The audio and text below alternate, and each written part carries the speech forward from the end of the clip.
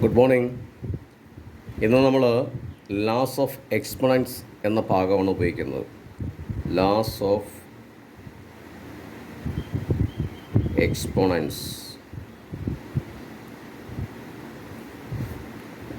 കൃത്യങ്ക നിയമങ്ങൾ.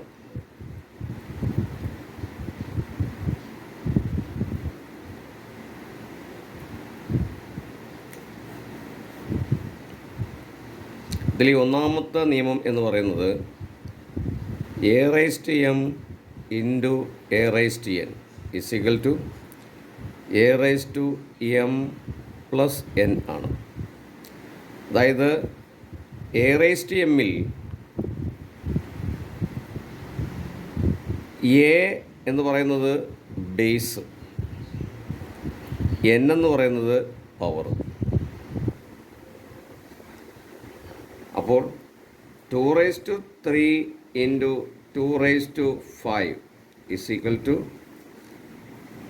ഇവിടെ ബേസ് രണ്ട് സെയിം ആണ്, എ അതായത് കോമൺ ആണ്, സെയിം നമ്പർ. അപ്പോൾ ഇവിടെ 2 കോമൺ ആണ്. അപ്പോൾ 2⁵ പവർ ആഡ് ചെയ്യുക, 3 + 5 is equal to 2⁵8.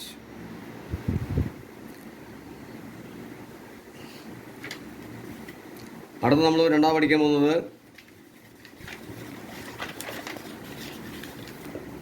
A raise to m divided by a raise to N.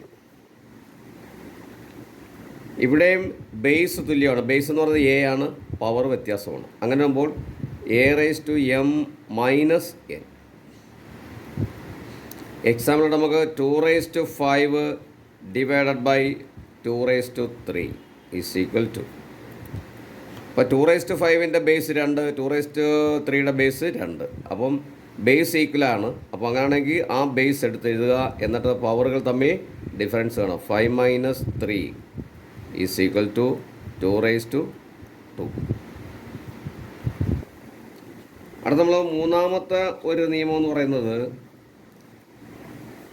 A raise to m the whole raise to n is equal to a raise to M into n. ഇവിടെ നമുക്ക് നോക്കാം, 5⁵3 the whole raise to 2.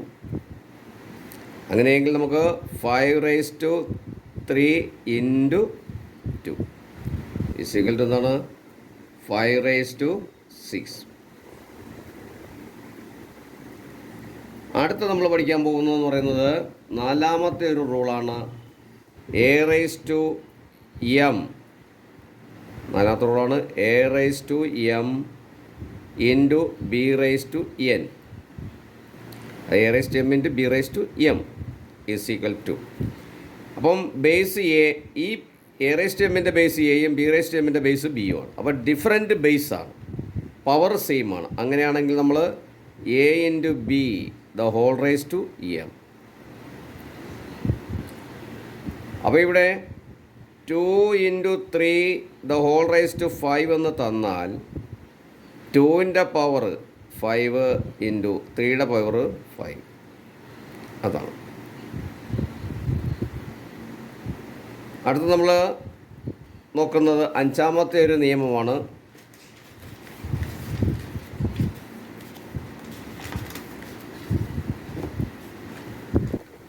A raise to m divided by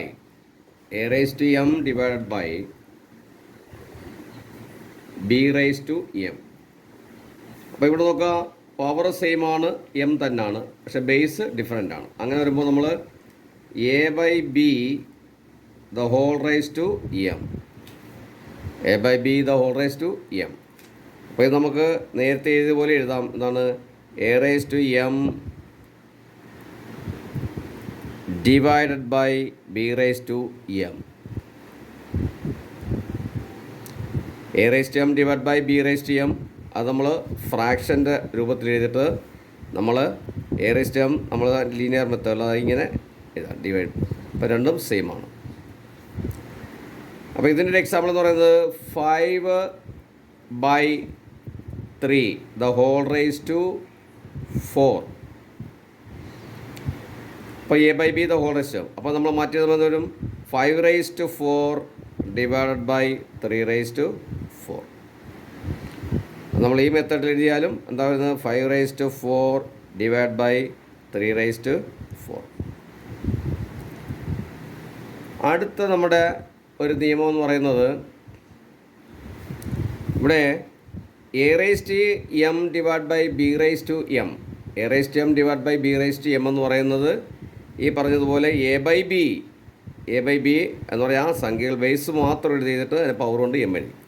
അടുത്ത് നമ്മൾ എഴുതാൻ നോക്കാം a⁻m divided by a⁻m. ഇവിടെ നമുക്കറിയാം അംശവും ഛേദവും അതായത് ന്യൂമറേറ്ററും ഡിനോമിനേറ്ററും സെയിം ആണെങ്കിൽ ആൻസർ എപ്പോഴും എന്തായിരിക്കും 1 ആയിരിക്കും. ഇത് നമുക്ക് പവർ റൂൾ ഉപയോഗിച്ച് നമുക്ക് അത് നോക്കാം. എന്താണ് ഇവിടെ a⁻m മൈനസ് അതായത് divided by a⁻m divided by a⁻m is equal to a⁻m minus m. അപ്പോൾ ഇവിടെ a⁻m മൈനസ് m എന്ന് പറയുന്നത് a⁻0. അപ്പോൾ a⁻m divided by a⁻m is equal to a⁻m divided by a⁻m is equal to a⁻0 is equal to 1. അപ്പോൾ ഒരു സംഖ്യയുടെയോ ഒരു ചരത്തിൻ്റെയോ power 0 ആയാൽ answer എപ്പോഴും എന്തായിരിക്കും 1 ആയിരിക്കും. അടുത്ത് നമുക്ക് നോക്കാം a⁻n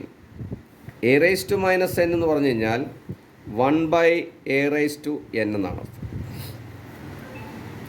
അപ്പോൾ നമുക്കിവിടെ a⁻2 ഈസ് ഈക്വൽ എന്താണ് 1/a². അല്ലെങ്കിൽ a⁻6 ഈസ് ഈക്വൽ എന്താ 1/a⁻6. ഇത് തിരിച്ച് നമുക്ക് എഴുതാം 1/a⁻3 എന്ന് പറഞ്ഞാൽ എന്താ a⁻3. അതുപോലെ 2⁻3 എന്ന് പറഞ്ഞാൽ 1/2⁵. അപ്പോൾ 2⁵ നമുക്കറിയാം എന്താണ് 1/8. അതുപോലെ അടുത്തൊരു കണക്ക് നോക്കാം നമുക്കിവിടെ